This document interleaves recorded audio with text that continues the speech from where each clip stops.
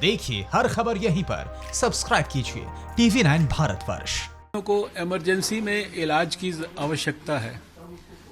मान लीजिए किसी का डायलिसिस होना है, किसी की डिलीवरी का इशू है, किसी के बच्चे की तकलीफ़ है, किसी को कैंसर का ज़रूरी इलाज कराना है, किसी के साथ कोई इमरजेंसी हो गई है, एक्सीडेंट हो गया है, फ्रैक्चर हो गया है, हेड इंजरी हो गई है, तो इमरजेंसी सिचुएशंस वाले मरीज़ों को भी कई जगह पे अस्पतालों में इस इलाज से वंचित करने की शिकायतें मिलती थी। एक अस्पताल दूसरे अस्पताल में रेफ़र करता था। तो आज और इसी तरह से ब्लड की, यानी जो थैलेसीमिक पेशेंट्स हैं या दूसरे सिकल सेल एनीमिया या जिनको रेगुलरली ब्लड डोनेशन के माध्यम से ब्लड की आवश्यकता पड़ती थी, उनके बारे में भी बहुत जगह से ये कंप्लेंट्स आती थी कि उनको ब्लड नहीं मिल पा रहा है। उसके लिए हमने कुछ दिन पहले यहाँ रेड क्रॉस के साथ भी मीटिंग की थी और ये व्यवस्था किया कि रेड क्रॉस और हमारे रीजनल ब्लड ट्रांसफ्यूजन सेंटर्स के माध्यम से जो वॉलंटरी ब्लड डोनर्स है,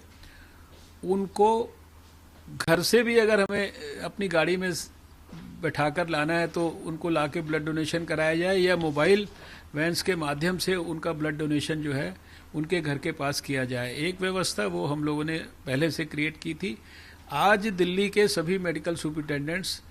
चाहे वो भारत सरकार के अस्पताल थे, चाहे वो दिल्ली सरकार के अस्पताल थे,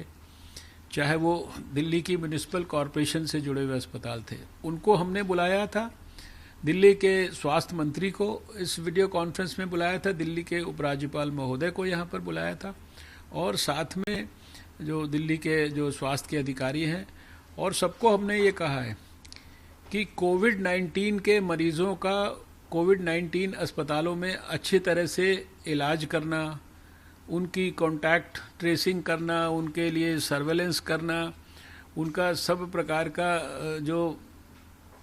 व्यवस्था है उसकी सारी गहराई में जाना, वो इम्पॉर्टेंट है। लेकिन उतना ही बराबर इम्पॉर्टेंट है कि नॉन कोविड का जो मरीज़ है, जिसको कोविड की बीमारी नहीं है, कोरोना वायरस की बीमारी नहीं है, और जिनके लगातार वो बीमार रहते हैं, क्रोनिक इलनेसेस हैं, उनको दूसरी तकलीफ़ें हैं, उनको किसी भी कंडीशन में हमें उनको इलाज से वंचित नहीं होने देना है। उनकी बेस्ट पॉसिबल केयर उसी प्रकार से जैसे हम पहले करते थे अपने अस्पतालों में, अपनी इमरजेंसीज़ में हमको करनी है। हमने उनको ये भी बताया है कि जहाँ आज की परिस्थिति में जो घर से निकलकर अस्पताल तक जा रहा है, इसका मतलब कि उसकी वास्तव में बहुत ज़्यादा तकलीफ़ है, क्योंकि लॉकडाउन है, आवागमन की व्यवस्थाएं नहीं है, फिर भी कोई अगर अस्पताल में जा रहा है तो वो बहुत ज़रूरी है। तो यद्यपि डिजिटल मेडिसिन है, डिजिटल प्रिस्क्रिप्शन है, टेली मेडिसिन की गाइडलाइन है, ये सब चीज़ें हमने नोटिफाई की हैं, और फिर फार्मेसी से कोई दवा को भी जो है उनके घर पे डिलीवर कर सकता है, ये सारी व्यवस्थाओं को कानूनी किया है।